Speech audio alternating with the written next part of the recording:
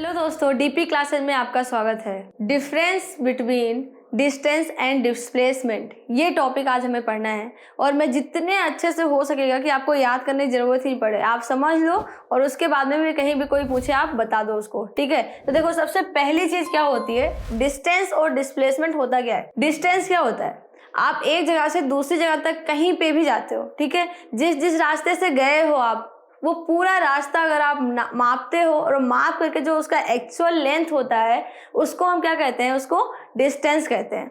ठीक है, जैसे यहाँ से कहीं पे भी जाना है, मान लो हम राजस्थान में हैं, हमें यूपी जाना है, ठीक है, तो जिस रास्ते से गए हो पूरा रास्ता जो है, पूरा रास्ता मापने के बाद में टोटल एक्चुअल डिस्टेंस जो होगा वो क्या कहलाता है, वो डिस्टेंस कहलाता है। ठीक है, इसके साथ में ही जो डिस्प्लेसमेंट होता है, ये क्या होता है, डिस्प्लेसमेंट होता है कि जैसे यहाँ से मुझे दूसरे स्थान तक जाना था, ठीक है, तो ये इनिशियल पोजीशन हुआ और जो दूसरा स्थान था वो क्या हुआ, वो फाइनल पोजीशन हुआ। ठीक है, तो उन दोनों के जो सबसे छोटा स्ट्रेट पाथ होगा, सबसे छोटा जो रास्ता होगा, मतलब एक तरह से स्ट्रेट सीधा रास्ता, ठीक है, तो वो कहलाएगा डिस्प्लेसमेंट। देखो एक उदाहरण से समझते हैं। ठीक है, एक पॉइंट ए है, एक पॉइंट बी है और एक पॉइंट सी है।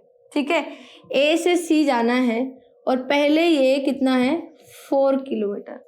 ठीक है, और यहाँ से जा रहे हो तो ये 5 किलोमीटर और यहाँ से यहाँ फिर से जाना है तो कितना हो रहा है, 3 किलोमीटर। अभी समझाना आप चालू करूंगी मैं। देखो अगर दो बंदे हैं, एक यहाँ से यहाँ जा रहे हैं, ठीक है, और दूसरा यहाँ से यहाँ पे जा रहा है। अब अगर बात करते हैं कि ए से सी पहुंचने में अगर इससे पूछेंगे कि आप कितनी देर में पहुंचे, है ना, आपके लिए कितना छोटा रास्ता रहा, आपका डिस्प्लेसमेंट कितना रहा, तो ये बताएगा कि 4 किलोमीटर में मैं पहुंच गया, सबसे छोटा रास्ता था, शॉर्टकट था। ठीक है, दूसरे ने पहुंचना उसको वहीं पे था, लेकिन वो पहले 5 किलोमीटर इस डायरेक्शन में गया, फिर 3 किलोमीटर इधर गया, तो 5 + 3 सेम वही पहुंचना है, वही फाइनल पोजीशन है, लेकिन उसके साथ में उसकी डिस्टेंस कितनी आई, 8 किलोमीटर। ठीक है, तो समझ में आया यहाँ पे। इसका मतलब है जो डिस्टेंस यहाँ पे रहा, डिस्टेंस कितना आया, 5 + 3 मतलब 8 किलोमीटर। वहीं पे डिस्प्लेसमेंट कितना रहा, 4 किलोमीटर। तो जो ये ए से सी में फाइनल और शॉर्टेस्ट पाथ जो था, ये क्या हो गया, ये 4 किलोमीटर, और ये जो एक्चुअल लेंथ जो थी इसकी, ये क्या हो गई, 8 किलोमीटर। समझ में आया। तो ये डिस्टेंस और डिस्प्लेसमेंट को आप इस तरह से समझा सकते हो। ये तो हो गया फर्स्ट डिफरेंस। तो इसका सेकेंड डिफरेंस है, डिस्टेंस में केवल मैग्नीट्यूड होता है और डिस्प्लेसमेंट में मैग्नीट्यूड साथ में उसके डायरेक्शन भी होता है। ठीक है, इसका मतलब क्या हुआ, देखो जैसे मुझे यहाँ से, मान लो मैंने बताया कि आपको यहाँ जहाँ पे आप हैं वहाँ से आसपास में कोई जगह है जो वहाँ से 5-6 किलोमीटर है। ठीक है, आपने बोला कि मैं 6 किलोमीटर जाके आ रहा हूँ। ठीक है, नॉर्मली आपने बता दिया कि 6 किलोमीटर में जाके आ रहा हूँ। ठीक है, वहीं पे दूसरे बंदे ने बताया कि वहाँ वो जो शॉर्टेस्ट पाथ से गया, ठीक है, कि मैं 3 किलोमीटर इस डायरेक्शन में गया, या फिर 6 किलोमीटर ही बताया अगर, तो 6 किलोमीटर में इस डायरेक्शन में गया, इस दिशा में गया और उसके बाद में लौट के आ रहा हूँ वहां से। ठीक है, तो एक ने केवल और केवल डिस्टेंस बताया, तो ये हो गया मैग्नीट्यूड, और एक ने डिस्टेंस के साथ साथ में क्या बताया आपको, उसके साथ में उसने डायरेक्शन भी बताया, मतलब मैग्नीट्यूड भी बताया और साथ में डायरेक्शन भी बताया। और अगर मैग्नीट्यूड और डायरेक्शन दोनों बता रहा है तो वो क्या कहलाएगा, डिस्प्लेसमेंट, और अगर केवल मैग्नीट्यूड बता रहा है वो कहलाएगा डिस्टेंस। इसके साथ में देखो, जहां पे जिस भी चीज में केवल मैग्नीट्यूड होता है वो कौन सी क्वांटिटी कहलाती है, स्केलर क्वांटिटी।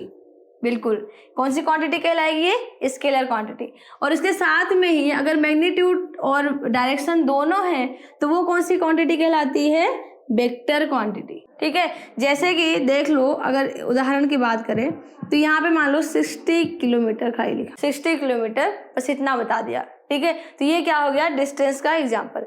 यहीं पे बता दिया 60 किलोमीटर इन नॉर्थ डायरेक्शन, तो ये क्या हो गया, डिस्प्लेसमेंट का उदाहरण, यानी ये हो गया वेक्टर क्वांटिटी। आया समझ में।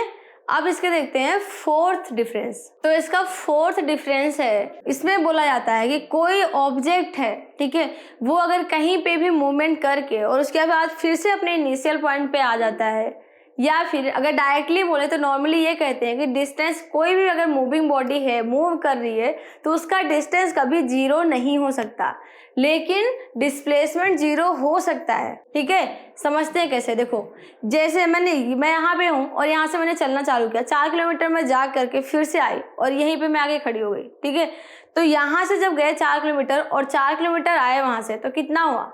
4 और 4 एंड 4 कितना हुआ? 8 किलोमीटर। तो डिस्टेंस कितना हो गया? 8 किलोमीटर। लेकिन डिस्प्लेसमेंट के लिए क्या चाहिए होता है? डिस्प्लेसमेंट के लिए चाहिए होता है initial point and final point, है ना, फाइनल पॉइंट। तो इनिशियल पॉइंट कितना था? 0, और जब फाइनल पॉइंट हुआ वो कितना हुआ? 0। तो 0 + 0 कितना हुआ? 0। ठीक है, तो इसका मतलब displacement may be 0 but distance may not be 0 of moving body, है ना।